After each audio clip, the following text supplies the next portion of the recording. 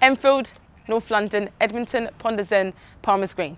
An eclectic range of diversity walk the wonderful borough of Enfield.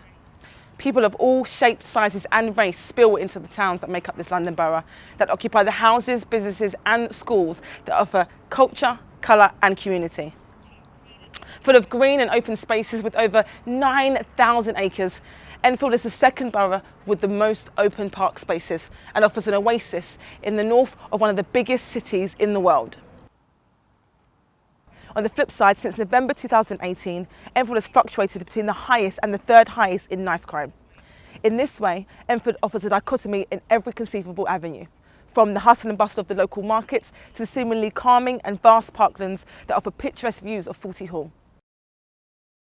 But with all this contrast of almost two separate worlds, the people of this borough are the only constructs that are presented in one single context.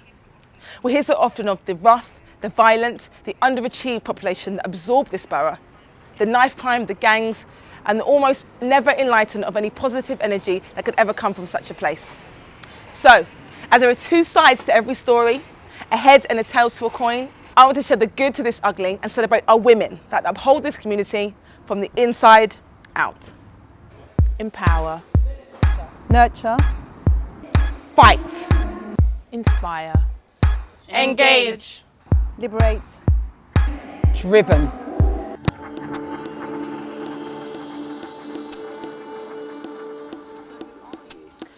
So I'm Vanessa Wallace. I'm a para thrower, I guess is the general term. I'm European champion in shot put, and I hold the British records in shot, discus and javelin at the moment as well. I'm the first black woman to hold the European title in shot put, and I believe, but it needs to be confirmed, that I'd be the first black British woman to hold the titles in discus, shot and javelin. Alongside being an athlete, I'm a mature student with a view to hopefully changing the face of what a sports science lecturer would look like at university. That would be quite nice. I'm also a carer. I am the proud mother of two kittens who are giving me grey hairs. And to be honest, discovering the rest of myself every day. So the conditions I have are called Ehlers-Danlos syndrome, which is a musculoskeletal condition, and it affects the connective tissue in my body. So I'm a bit like the mum from The Incredibles, I just don't get the cute cat suit.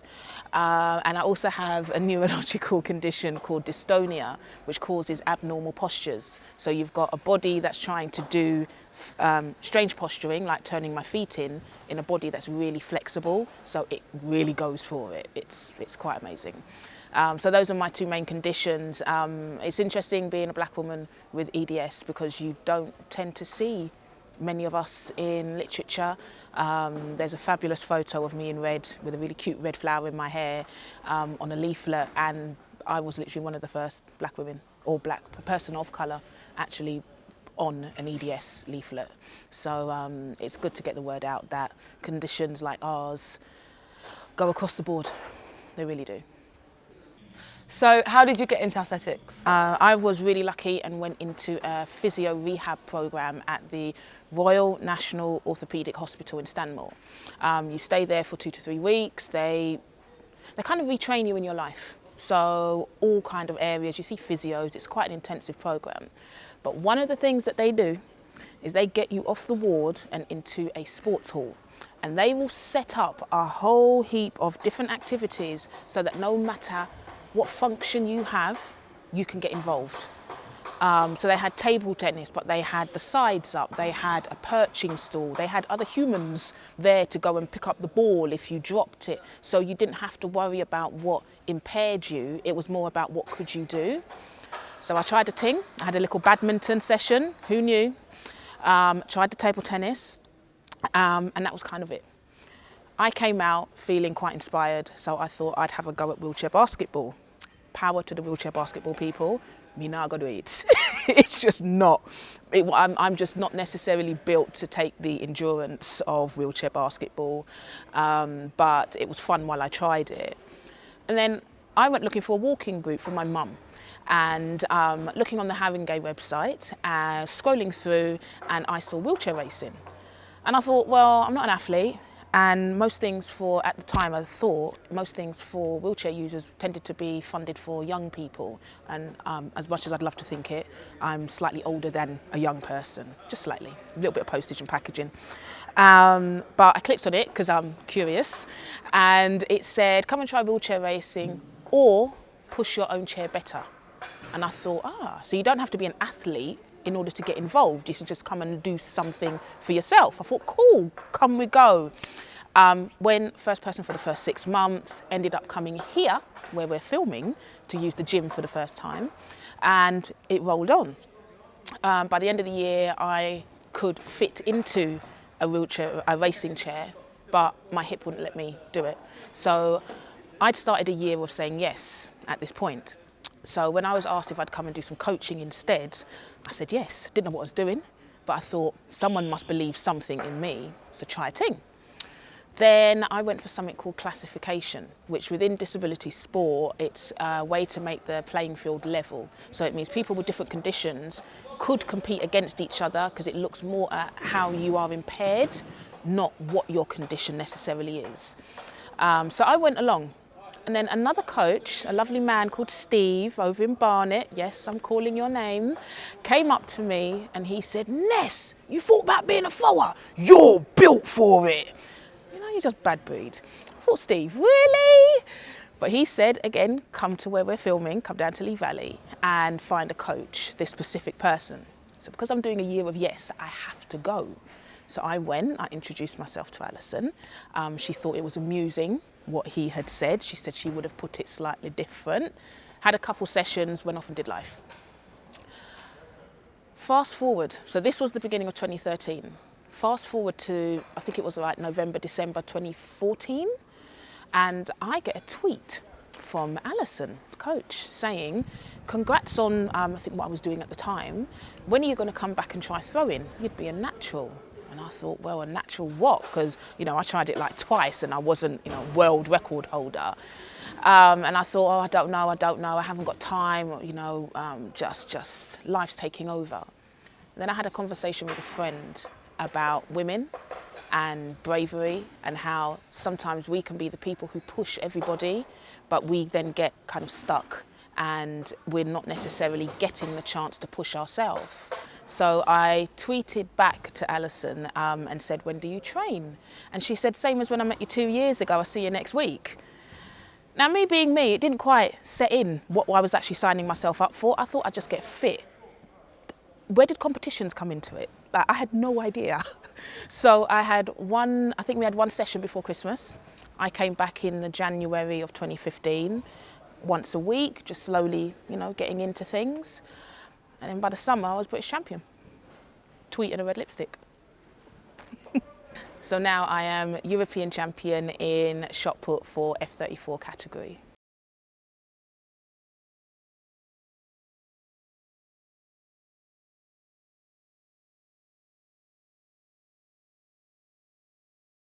Did you always see yourself being an Olympic athlete? Oh, the last 4 years have been a whirlwind. That's the best way to describe it. I still feel like I'm taking ownership of being an athlete. I've started from thinking I was just going to get fit to within 18 months competing at the Rio Paralympics as an elite athlete. And then not even 2 years later, coming home with a championship medal. It has changed my life. It's given me a focus and a sense of being that I never had before. I didn't know I could do this. It's amazing. It's amazing being a black woman and doing this. A black woman who lives with impairment, a black woman who has a wheelchair and uses it on a daily basis, a black woman who has conditions that aren't necessarily visibly seen as being within the black community. There's so many boxes that it ticks, and I feel honoured and proud to be able to just keep things moving. It's fantastic. The greatest thing about being able to train at Lee Valley is the fact it is about 20 minutes from where I live. I come here and I can just be an athlete. I don't have to worry about my impairments. I don't have to worry about access. I don't have to worry about attitudes. I don't have to worry about a lot of the things that in society disable people like me. I can just come here and do my thing and work on getting even better and better and better and leaving a legacy that shows people that you can do this. Because remember, I've come from nothing. I didn't do sport when I was younger. I've gotten into this as a grown woman and I am loving it. But I get to train somewhere that enables me, it doesn't disable me. If you were to inspire a woman just like you, what would you tell her? If I had to speak to other people like me, and that's from whichever hat that I happen to be wearing at the time, I would say the fact that you are here, the fact that you are alive, and the fact that you have the opportunity to just be you, embrace it. Because everything that makes you you is what makes everything amazing. And I love that word, amazing. It might be overused, but I love it. I would say whatever your day-to-day activities are, if you are achieving them, then you're a winner. I call it cheerleader and pom-poms. Getting up and even getting out of the house is a cheerleader and pom-pom moment. Getting your children to school, if you have them, is a cheerleader and pom-pom moment. Going to work, not going to work, just surviving and actually living in this world is cheerleader and pom-poms. Honestly, visual image, just imagine loads of glitter. It's just a wonderful situation. So I would say being you is inspiring to everybody else. My name is Mahera and I live in Bush Hill Park, Enfield. We are at Palmer's Green Mosque, the Muslim Community Education Centre in Palmer's Green. So Mahera, tell us what you do here at the mosque. I'm the youth service coordinator here. That entails me trying my best to run a youth club with the help of a team of committed, passionate volunteers. And we cater different services for 8 to 14-year-olds, boys and girls, but the sessions run separately. So the boys' session happens in one place and the girls' sessions happen in another place. And then we have youth nights for our older young people, and that happens one Friday every month, again for girls and boys. Tell us a bit about yourself. I was brought up in Kent. There wasn't many opportunities for young people. There was no youth clubs. There was nothing back then. Because of the area it wasn't described as a deprived area, but it was very working class, it was very tourist, but it had the working class section to it, but it was kind of neglected. So there was no funding for any youth clubs set up. So I had lots of younger cousins, and so we used to just, I suppose, make our own youth club from, our back gardens or go to the park. And, we did quite a lot of stuff as young kids. The stuff that we weren't available to, so we just did it ourselves. And I think that just inspired me to, we were making changes at the age of 14, like I was getting my 8-year-olds to come to the park and do that. So I think that kind of just stuck with me, because I didn't, at such a young age you can just suddenly think, yeah, I can do this, I'm 14, why not? Let's take them to the park, let's do it ourselves if there's nothing available. And after I graduated, I did want to be a teacher, but then I went and worked in a school, quite a rough school, and I was like, I don't want to be a teacher. But I did like working with young people, so I just started volunteering with different community centres, always local communities and, for the local people, and that's where my passion just stayed. And then I eventually got different positions, and this position is the first time I've actually worked very close to my own community, so I'm really enjoying it. Why did you start volunteering here and set up the clubs? Well, I think it's because it's a mosque and people of faith. There's not usually youth centres, or when I was growing up, for young people to come into the mosque. You come in to pray and that, but then this is something different. This is for you to have that connection as well, that is outside the normal prayers. You come, you feel comfortable here, you feel safe here. This is a place where you can come and talk about your problems, you can talk about your faith, and there's no judgment. And for me, it's really making not just a change for the young people, but a change for myself, that I'm doing something very personal because, I'm a practicing Muslim, and actually working and trying to encourage young people to think about their deen, their faith a bit more in a fun environment is something I've never done before, and it's quite exciting. If you had advice to empower any women, what would you give them? Pressure on girls to, like for example, social media at the moment, with all the filters, with all the Instagram, Snapchat and all that, there's loads of pressures on the girls to focus just on their looks at the moment, contouring, and the role models that you keep seeing are just reality role models like Kim Kardashian, and But there's nothing to focus on, like, actually forget your looks, why don't you invest in your personality, invest in your skills? And that's why for me it's very important, like, you don't need to go down that typical path, especially young Muslim girls, they have that pressure of, modesty, that is when they're going to school, that's challenged with their peers and stuff. Then they've got pressures at home to make sure that you are a good Muslim, and it's quite a lot to take on, like you're battling two cultures. So for us it's very important to bring them in and talk about it, talk about those issues, not to be shy about it. Sometimes girls do struggle with wearing the hijab or not wearing the hijab, but that's fine. That struggle doesn't mean there's no reflection on you, but it's a place where you can come and we can talk. And lots of programs we do is about empowering the girls. Like we talk about different role models, current ones, in the Muslim role models, like in the past, during our Prophet's time, but then also very modern day role models like politicians and doctors, and we have speakers come in and talk to the girls about those things and showing all the different paths and opportunities available to them. What would you say to help any other women that would want to start volunteering? Mothers, you're bringing up your kids and that, and you see that there's something that's missing for your child, for example, or something that it covers your faith and gives the children fun. And if you don't see it happening, you can't find it, be that person to make the change. There's no one stopping you. The only limitations we put on ourselves is by ourselves, and we just need to break those limitations. And we just gotta, if you don't see something happening, then do it. And you'll be surprised how many other people are thinking the same thing, and they just need that one person to do it, and then you'll have like a team. And also just encouraging each other and building up a small network of strong people or with contacts and stuff, and sharing those ideas. And then once you share the ideas, that's one step, and the next step is actually, we've shared it, we talked about it for weeks, let's do something now, and then just not give up and just keep doing it. Here we are at Memorial Hall in Edmonton Green, where we wanted to take a look at one of the inspiring projects in the neighbourhood that offers our young women and girls a safe place to express themselves, called Goals for Girls. Hello, my name is Emmanuela and I'm 16 years old. Hello, my name is Ashante and I'm 16 years old as well. And we're at the Girls for Girls.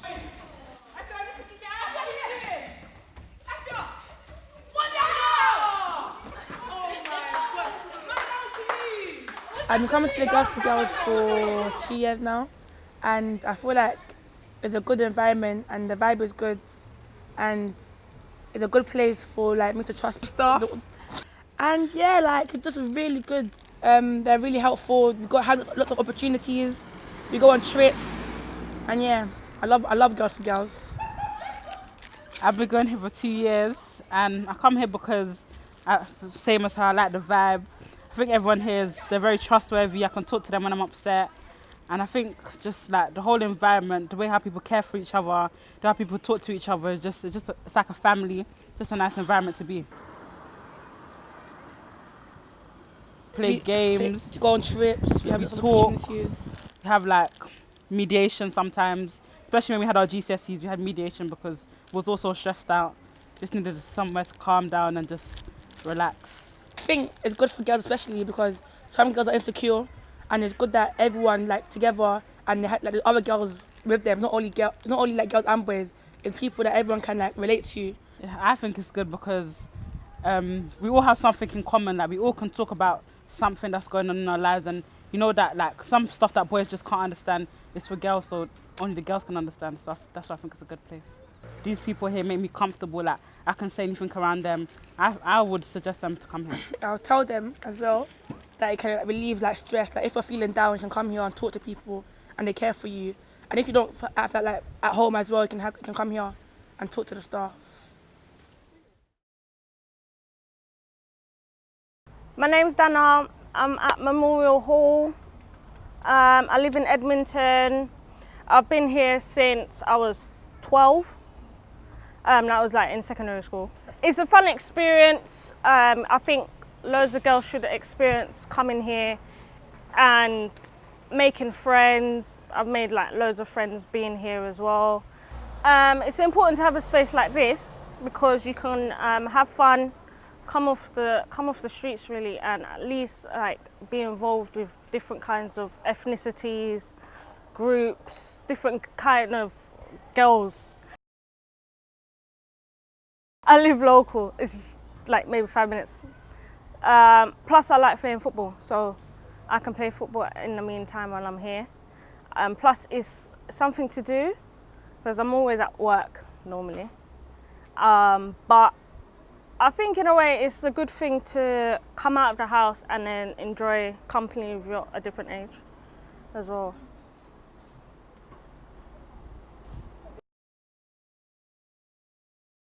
My name's Christine Bloomfield and I'm a sprints coach for 60 up to 400 metres.